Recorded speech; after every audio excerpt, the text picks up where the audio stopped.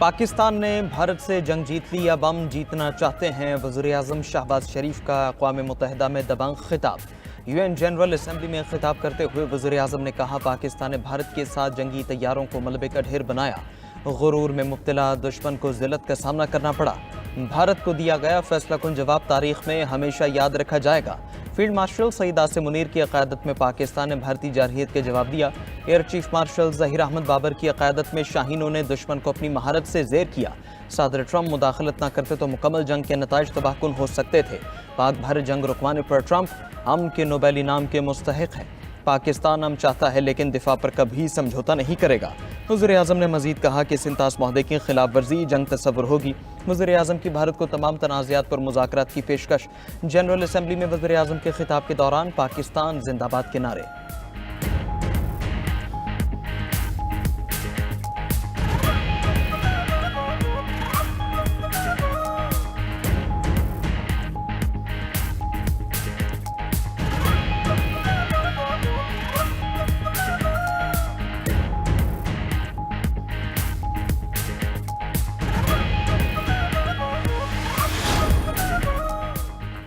वज़ीर-ए-आज़म शहबाज शरीफ ने आलमी फोरम पर इसराइल को आईना दिखा दिया। यूएन जनरल असम्बली में वज़ीर-ए-आज़म का फ़लस्तीनियों से भरपूर इज़हारी यकजहती। कहा कि गज़ा में फौरी जंग बंदी होनी चाहिए। इसराइल की फ़लस्तीन के ख़िलाफ़ मुहिम शर्मनाक है। फ़लस्तीनियों की नस्ल कुशी सरासर दहशत गर्दी है। इसराइली बर्बरियत तारीख़ का स्याह तरीन बाब है। फ़लस्तीन मज़ीद इसराइल के क़ैद में नहीं रह सकता। पाकिस्तान खुद मुख्तार फ़लस्तीनी रियासत चाहता है। दीगर ममालिक भी फ़लस्तीन को बतौर रियासत तस्लीम करें। मुस्लिम सरबराहान से सदर ट्रंप की मुलाकात ने गज़ा में जंगबंदी की नई शमा रोशन की है।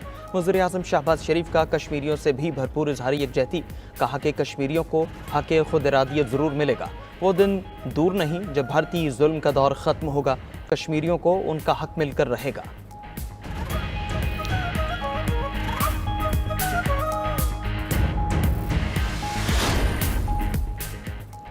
अक़वाम मुत्तहिदा में दहशतगर्द भारत का असल चेहरा बेनकाब। यूएन जनरल असम्बली में खिताब करते हुए वज़ीर-ए-आज़म शहबाज शरीफ ने कहा कि दहशतगर्दी दुनिया के लिए एक संगीन खतरा बन चुकी है।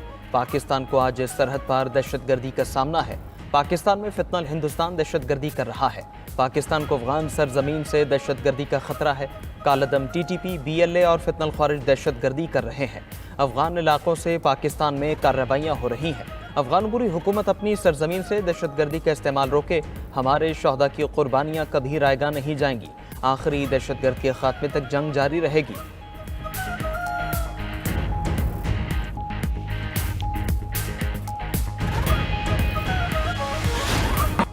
अक़वाम मुत्तहिदा की जनरल असम्बली में इसराइली वज़ीर-ए-आज़म को सुक्की का सामना। मुस्लिम, अरब और दुनिया के मुतादिद ममालिक का नेतन्याहू की तकरीर का बॉयकॉट। इसराइली वज़ीर-ए-आज़म आए तो चंद एक के सिवा जनरल असम्बली का हॉल खाली हो गया। मुस्लिम ममालिक के नुमाइंदे और सरबराहान हॉल से उठकर चले गए। ये मंजर देखकर इसराइली वज़ीर-ए-आज़म परेशान और बेचैन नजर आए और शर्मिंदगी के मारे इधर उधर देखते रहे। खाली कुर्सियों से खिताब भी इसराइली वज़ीर-ए-आज़म धमकियाँ देते रहे। कहा कि यरगमाली को रिहा न किया गया तो तुम्हें मार देंगे। 48 कैदी अभी गज़ा में मौजूद हैं। नेतन्याहू ने मजीद कहा कि इसराइल 2 रियासती मंसूबे पर यकीन रखता है। यहूदी और फ़लस्तीनी रियासत साथ साथ रह सकती है।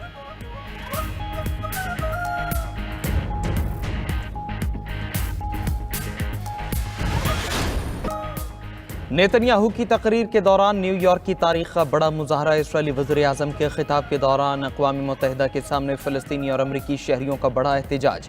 मुजाहरीन में यहूदी शहरियों की बड़ी तादाद शामिल। नेतन्याहू को जंगी मुजरिम करार देकर इसराइल नाजायज़ रियासत के नारे।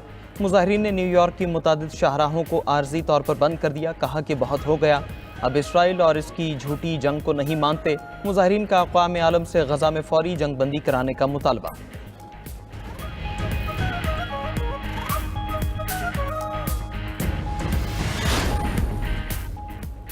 यमन की बंदरगाह के करीब बहरी जहाज पर ड्रोन हमला। जहाज में मौजूद पाकिस्तानी अमले की जानों को खतरा लाहिक हो गया। जहाज में 24 पाकिस्तानी मौजूद। जहाज मुसलसल आग की लपेट में है। अमले को वक्ती तौर पर निकाला, फिर ज़बरदस्ती वापस जहाज में भेज दिया गया। वाक़या यमन की रासुल ईसा बंदरगाह पर पेश आया। जहाज तेहरान से गैस टैंकर लेकर यमन की तरफ जा रहा था। अमले के पास आग बुझाने के कोई आलात नहीं। अमले को जहाज के एक कमरे में यरगमाल बना लिया गया। मुतासरा पाकिस्तानी की जानें बचाने में मदद की अपील।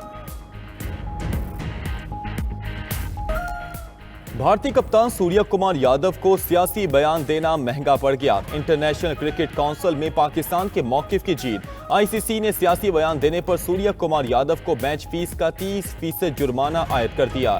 آئی سی سی نے بھارتی کپتان کو آئندہ کسی بھی قسم کی سیاسی بیان بازی سے روک دیا۔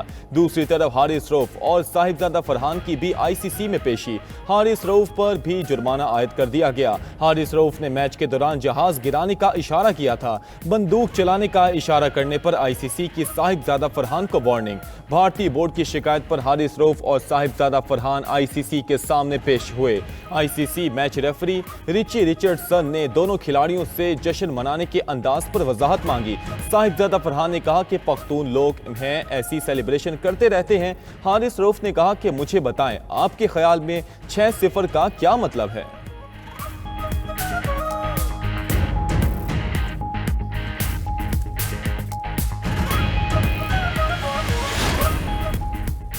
دنیا میں سرد جنگ کی ذہنیت دوبارہ سر اٹھا رہی ہے۔ طاقت کے خوف سے خاموش رہنا ممکن نہیں۔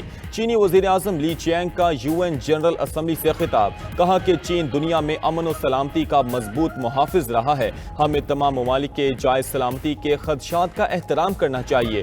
چین اہم تنازعات کے سیاسی حل کو فروغ دینے میں تعمیری کردار ادا کرتا رہے گا۔ بنگلہ دیشی چیف ایڈوائزر محمد یونس نے کہا کہ دنیا غزہ میں نسل کشی کا مشاہدہ کر رہی ہے۔ یہ سلسلہ جاری رہا تو آنے والی نسلیں اور تاریخ ہمیں معاف نہیں کرے گی۔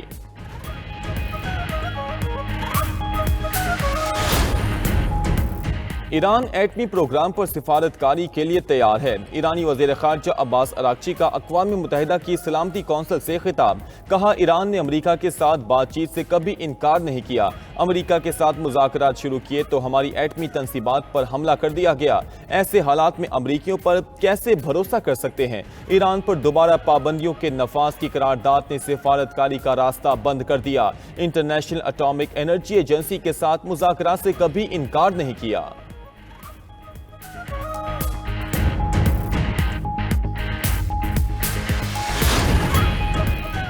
غزہ میں اسرائیلی جارحیت کا سلسلہ جاری۔ صبح سے مزید 51 فلسطینی شہید، متعدد زخمی ہو گئے۔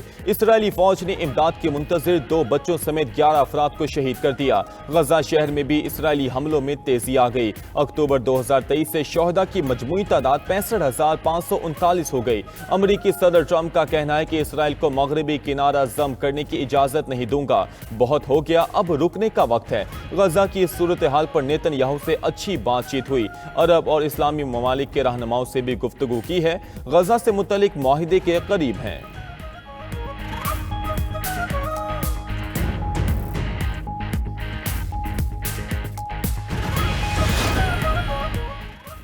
حماس کے بعد غزہ کے انتظامی امور سابق برطانوی وزیر اعظم ٹونی بلیئر کے حوالے کیے جانے کا امکان۔ اسرائیلی میڈیا کے مطابق ٹونی بلیئر کی قیادت میں نئی انتظامیہ 5 سال تک غزہ کی تعمیر نو دیکھے گی۔ غزہ میں ٹونی بلیئر کی تعیناتی امریکی صدر ڈونلڈ ٹرمپ کے پلان کا حصہ ہے۔ وائٹ ہاؤس میں سابق برطانوی وزیر اعظم کو غزہ کی پٹی پر عارضی حکومت کا سربراہ بنانا چاہتا ہے۔ یہ منصوبہ فلسطینی اتھارٹی کی شمولیت کے بغیر شروع کیا جائے گا۔ اس عبوری حکومت کو غزہ انٹرنیشنل ٹرانزیشنل اتھارٹی کا نام دیا جائے گا۔ ابتدائی طور پر یہ انتظامیہ مصری سرحد کے قریب واقع شہر العریش میں قائم ہوگی۔ بعد میں اقوام متحدہ کی منظوری سے عرب ممالک پر مشتمل کثیر الملکی فورس کے ساتھ غزہ میں داخل ہوگی۔